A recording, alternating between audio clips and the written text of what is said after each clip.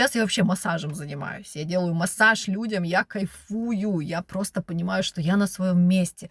Мне это важно делать, мне это кайфово делать. Я отдаю, ну, что-то светлое, что-то чистое. Я помогаю людям.